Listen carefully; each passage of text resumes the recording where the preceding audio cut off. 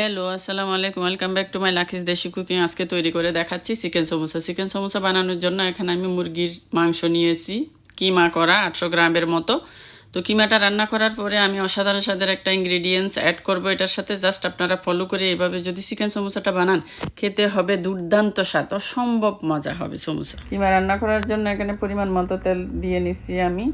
তেল দিয়ে দিলাম 2টা এলাচ, 2টা দারুচিনি, তারপরে দিয়ে দিলাম পেঁয়াজ কুচি পরিমাণ মতো। পেঁয়াজ কুচি দিয়ে উপরে দিয়ে দিলাম কিছু পরিমাণ ব্ল্যাক পেপার পাউডার, হাফ চা চামচ আদা বাটা, হাফ চা চামচ রসুন বাটা, পরিমাণ মতো ধনিয়ার গুঁড়া, জিরার গুঁড়া, হলুদের গুঁড়া এবং পরিমাণ মতো লবণ দিয়ে মাংসের কিমাগুলো ঢেলে দিলাম। ঢেলে ভালো করে কষিয়ে নিব, নেড়ে চেড়ে কষিয়ে দিয়ে দিব সবজি, কিছু পরিমাণ সবজি মিক্স করব এখানে।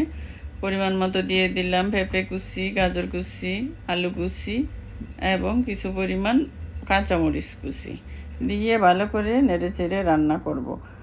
5-7 মিনিট রান্না করার পরে এখানে উপরে কিছু পরিমাণ ধনিয়া পাতা দিয়ে দিব। ধনিয়া পাতা দিয়ে 2-3 মিনিট রান্না করে নেড়ে চেড়ে চুলাটা অফ করে দিব। এখন নিয়েছি সমোসা শিট, স্কোয়ার সাইজের, এটা বাজারে দোকানে কিনতে পাওয়া যায়।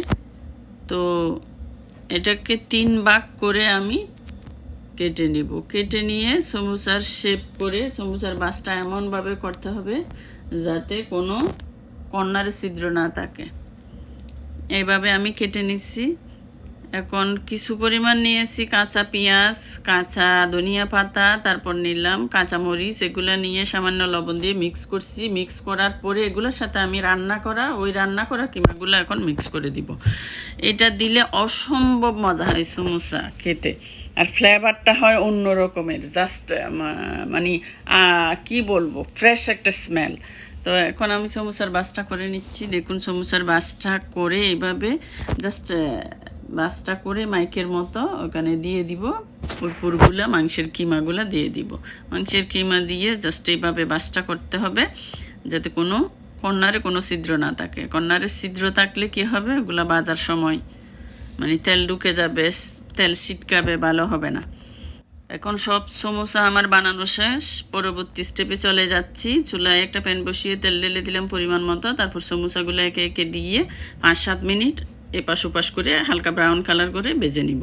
তো আপনারা সমোসা বানানোর সময় কিমাটা রান্না করার পরে এক্সট্রা কাঁচা পেঁয়াজ, কাঁচামরিচ, লবণ আর কিছু পরিমাণ কাঁচামরিচ দিয়ে ওটার সাথে কিমার সাথে মিক্স করে নেবেন।